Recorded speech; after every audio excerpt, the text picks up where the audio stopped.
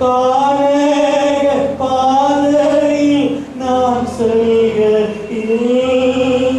தானாய் வந்து காத்திடுமே. ஆடானாலும் மேடானாலும் காருண்யத்தால் என்னை தேற்றிடுமே. ஆடானாலும் மேடானாலும் காருண்யத்தால் என்னை தேற்றிடுமே. மீகா 4ஆம் அதிகாரம் 8ஆம் வசனம் வாசிக்கின்ற வேளையிலே அங்கு தீர்க்கன் மிக அழகாக சொல்கிறான், முந்தின ஆளுகை உன்னிடத்திலே வரும். எதற்கு வருமா? முந்தின ஆளுகை. உங்களுடைய வாழ்க்கையில ஏற்கனவே நீங்கள் ஆண்டு கொண்டிருந்தவர்கள், ஏற்கனவே நீங்கள் வாழ்ந்து கொண்டிருந்தவர்கள், ஏற்கனவே நீங்கள் நல்ல விதத்தில் இருந்தவர்கள், 2 காரியங்கள் உன்னிடத்திலே வரும் என்று சொல்கின்றார்.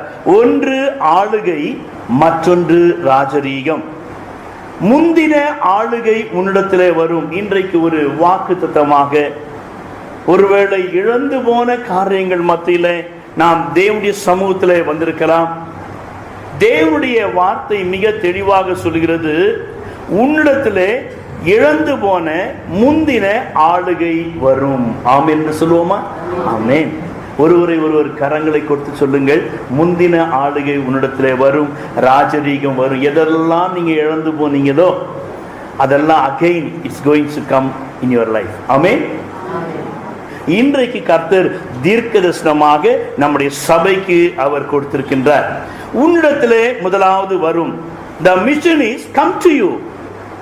லூக்கா 24ஆவது அதிகாரம் 49ஆவது வசனம் வாசிக்கின்ற வேளையிலே அங்கு ஆண்டவராகிய இயேசு கிறிஸ்து இந்த லூக்கா சொல்லுகின்ற வேளையிலே மிக அழகாக சொல்கிறார், நான் உங்களுக்கு அனுப்புகின்றேன். I send the promise of my fathers upon you. உன்னதத்திலே இருந்து வருகின்ற பலன், the power from on high, உன்னதத்திலே இருந்து வருகின்ற பலன் உங்கள் மீது, என் மீது இந்த நாட்களிலே வரப்போகின்றது. ஆமென். உன்னதத்திலிருந்து வருகின்ற பலன். இதுவரைக்கும் நம்மிடத்திலே இருந்த பலனாலே நாம் முயற்சி செய்தோம், பலவிதமான காரியங்களை நாம் செய்ய வேண்டும் என்று நாம் ஆரம்பித்தோம். பாதியிலே நின்று விட்டிருக்கலாம், இல்லை என்றால் முழுமை பெறாமல் அங்கு நின்று கொண்டிருக்கலாம். ஆனால் இந்த நாட்களிலே உன்னிடத்திலே வருகிறது, நான் உங்களுக்கு அனுப்புகிறேன்.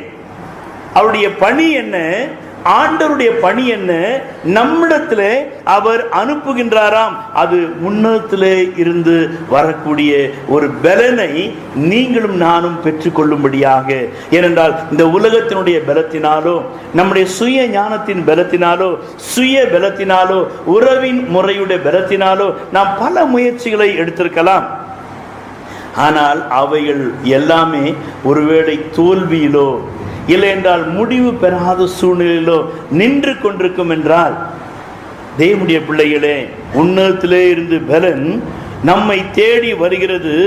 அந்த பலன் நம்மிடத்திலே வருகின்ற வேளையிலே அங்கு என்னென்ன ஏற்படுமாம்? அப்போஸ்தலர் 1:8 வாசிக்கிறோம், பரிசுத்த ஆவியினிடத்திலே வரும்பொழுது நீங்கள் பலன் அடைந்து, மிக அழகாக சொல்லுகின்றார், எருசலேமிலும் யூதேயாவிலும் சமாரியாவிலும் உலகத்தின் கடைசி பரியந்திலும் எனக்கு சாட்சிகளாக இருப்பீர்கள். அப்படி என்றால் உன்னதத்திலே இருந்து வருகின்ற அந்த பலன் உன்னிடத்திலே வருகிறது. எதற்காக? சுய பலனை நம்பி அல்ல, சுய சக்தியை நம்பி அல்ல, கர்த்தர் அவருடைய பலத்தை கொண்டு நாம் என்னென்ன வாஞ்சைகளை வைத்திருந்தோமோ அவைகள் எல்லாவற்றையும் நிறைவேற்றும்படியாக கிறிஸ்துவின் சமாதான பணிகள் நம்மிலே இருந்து நாம் மற்றவர்களுக்கு பகிர்ந்து கொள்ளும்படியாகவே அந்த முன்னத்திலிருந்து வருகின்ற பலன் முதலாவதாக நம்மிடத்திலே வரும்படியாக இருக்கிறது.